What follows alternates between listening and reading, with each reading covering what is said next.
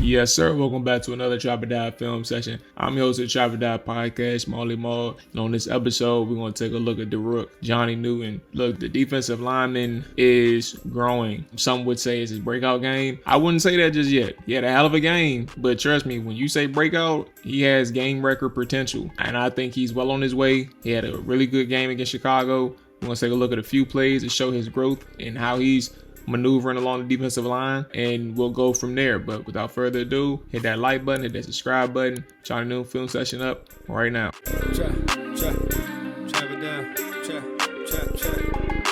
All right, so for Johnny, they use him a few places on the defensive line. 1 tech, 3 tech. He was the nose. He was 0 tech. So they use him in several places on that defensive line. And I think he showed up well in all the spots, right? So first play we're going to show is him as the 1 tech on the right side of the defensive line.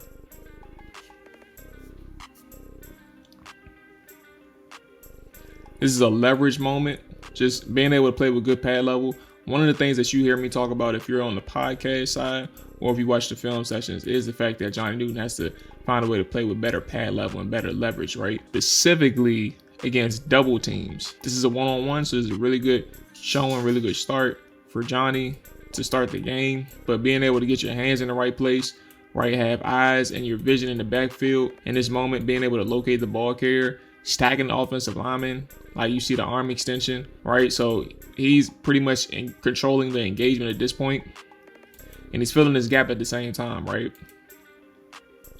And you get a tackle for loss or no gain, whichever, right? So really good rep from Johnny Newton, being able to control that engagement, close that gap space, and make a play on the football. All right, so another rep. This time he's on the left side of the defensive line, right? Playing your 3 tech.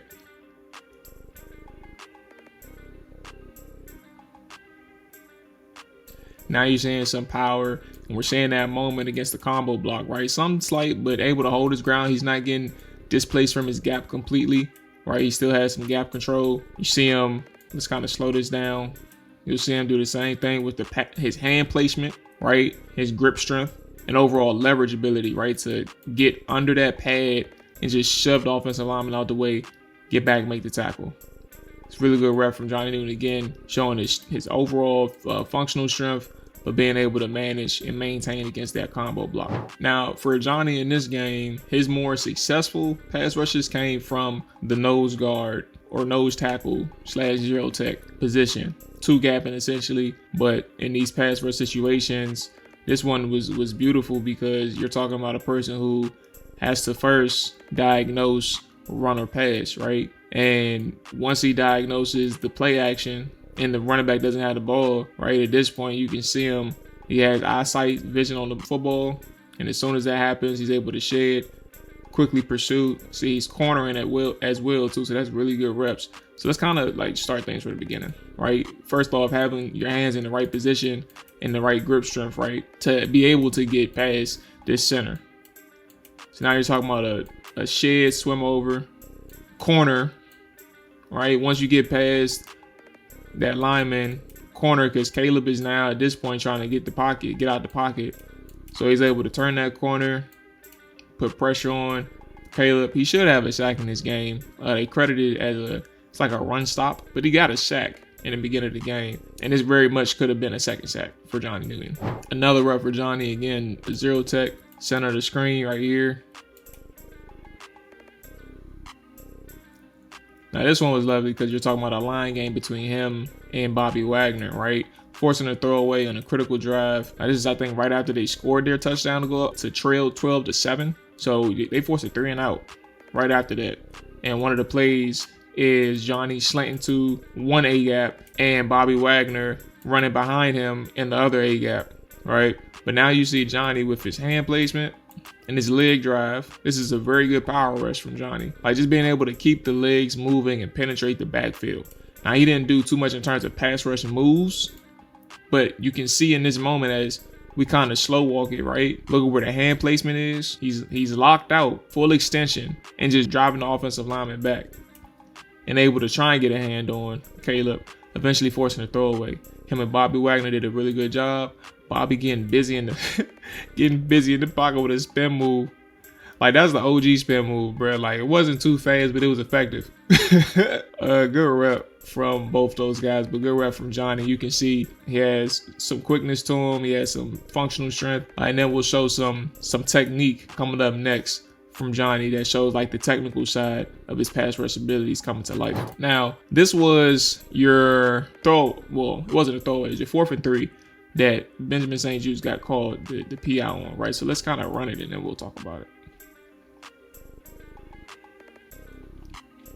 Never mind that part with the flag. Let's focus on Johnny, because I know people are going to get upset at Ben. We ain't worried about that. All right. So first and foremost, again, the technical side is what's most important in this moment. You're able to see Johnny at the snap, get up, get the club essentially on the elbow, right? It's all about like your placement, your timing, in terms of your use of hands. Like, that's what makes the execution stand out, is if you can get the timing and the placement right. And on this rep, he did everything perfect from those 2 aspects specifically with his hands. Knock the elbow, let's rip under, and then let's get a hit on the quarterback. Like, you're talking about, let's do it in real time. 1, 2, 3. He's at the quarterback in 3 seconds. I had no idea how fast he got there. He got there quick, but he's at the quarterback in 3 seconds. But again,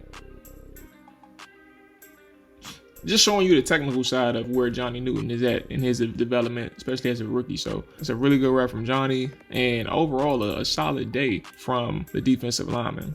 That's gonna wrap it up for this film session. I hope you all just understand, like, when we say a breakout game, that's one thing. Like, PFF had him, I think, as the highest graded defensive lineman, but I'm here to say, like, if you've seen Johnny Newton in college, you know that was a good game. But when we talk about breakout, it's only week 7 or week 8. His breakout is on the way. That's what I mean by breakout, and I hope you all are paying attention by that. So a really good game from Johnny. Breakout game, not yet. It's on the way, but you see his development in terms of how he's able to leverage linemen, his pad level. He's very mindful of it now. Hopefully it continues, because you're going to face some good offensive linemen coming up, some good offensive lines. And at the same time, his pass rush moves are coming to life a little bit in terms of his versatility. So those are good things in terms of development. You just hope it keeps growing. But I can't wait for his breakout game, and I know y'all can't either. So without further ado, that's gonna wrap it up for us. Hit that like button, hit that subscribe button. Consider being a member as well. We definitely appreciate your support in that fashion. But until next time, man, we out here. Peace.